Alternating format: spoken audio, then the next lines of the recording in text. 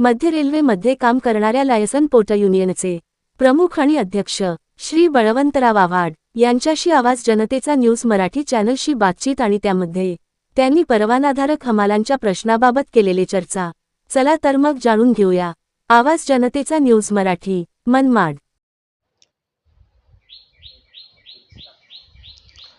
मी बळवंत आव्हाड। आपण विचारल्याप्रमाणे या मनमाड शहरामध्ये परवानाधारक हमाल यांच्यावर अनेक वेळा अन्याय व्हायचे आणि त्या निमित्ताने त्यांची संघटन 1989 रोजी तिची बांधणी केलेली आहे। ज्यावेळेस मी संघटना बांधली त्यावेळेस रेल्वे अधिकारी, रेल्वे ॲडमिनिस्ट्रेशन, स्टेशन मास्टर यांना जेव्हा मी भेटायचो तर यांच्याकरता काहीतरी काम उपक्रम काही शासनाचे आहे की नाही, तर त्यांनी सांगितलं असं या कुली लोकांना काही नाही, त्यांनी फक्त ओझे व्हायचे, बाकीचं काम त्यांच्याकडे काहीच नाही।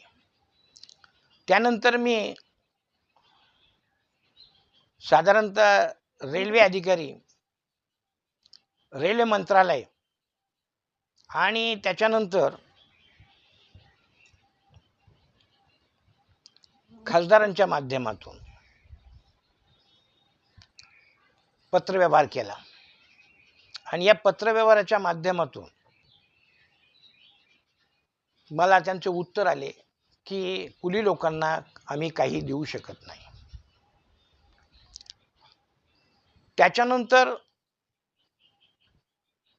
या रेल्वे मंत्री रामविलास पासवान यांनी या रेल्वे मंत्रालयाचा पदभार स्वीकारला आणि त्यावेळी त्यांच्याकडे आम्ही अप्रोच झालो तर त्यांनी आमचं गाऱ्हाणं ऐकून या कुली लोकांना पास, PTO, फॅमिली पास देण्याचा प्रयत्न केला।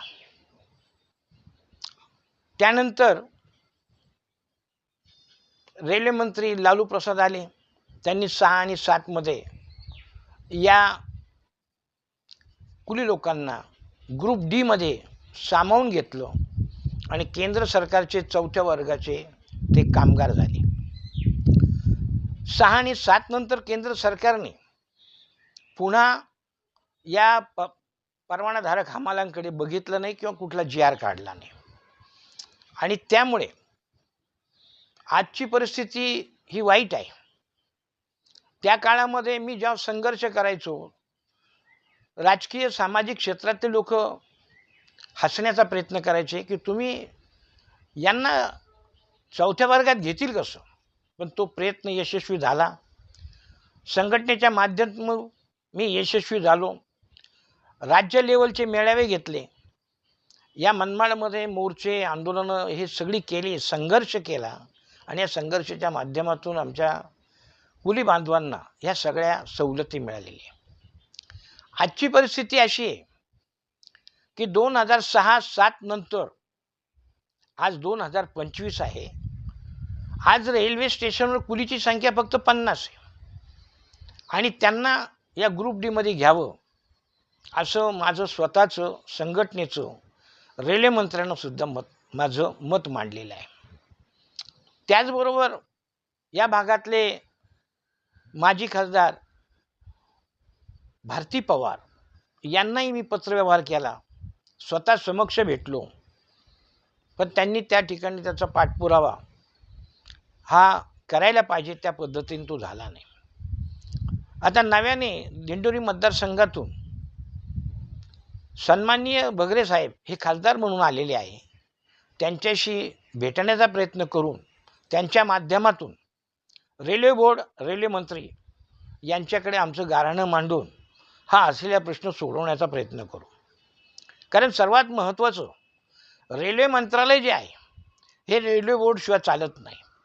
रेल्वे बोर्डाने, कारण याला स्वतंत्र रेल्वे मंत्रालयाला एक स्वतंत्र रेल्वे बोर्ड आहे आणि रेल्वे बोर्डाने जर प्रस्ताव लोकसभेमध्ये मांडला की या कुली लोकांना काहीतरी द्यायला पाहिजे, तर लोकसभा आणि राज्यसभेमधून तो प्रश्न सुटू शकतो। पण केव्हा की जेव्हा रेल्वे बोर्ड याला ग्रीन सिग्नल देईल। आणि म्हणून आमची ही लढाई संघर्ष हा आम्ही करीत राहणार. आणि आत्ताही आम्ही ज्या पद्धतीने आमच्या मागण्या मांडत आहोत त्या मांडण्याचा आम्ही प्रयत्न केलेला आहे. त्यामध्ये आम्हाला खात्री आम्ही यशस्वी होऊ असं मला वाटतं.